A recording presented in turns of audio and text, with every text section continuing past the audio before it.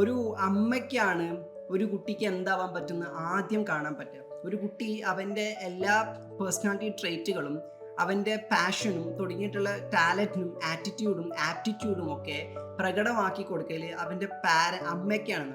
അത് അമ്മക്കായിട്ട് പ്രകടമാക്കല്ല, അവൻ്റെ ഒരു 3 വയസ്സ് വരെയുള്ള ടൈം പീരീഡിൽ 3 വയസ്സ് വരെ പറയുന്നുള്ളൂ.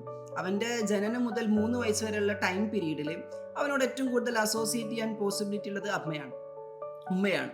അപ്പം ഈ പ്രായത്തിൽ ആ കുട്ടി കുറേ സൂചനകൾ കാണിക്കുന്നില്ല അവൻ എന്താന്നുള്ളത്. ആൽക്കെമിസ്റ്റിൽ പറയുന്നുണ്ട്, ഒരാൾ കുട്ടിയായിട്ടിരിക്കുന്ന സമയത്ത് അവൻ്റെ ദൗത്യത്തെ പറ്റി അവന് നല്ല വ്യക്തത ഉണ്ടാവും, പക്ഷെ അവന് യുക്തിയില്ല.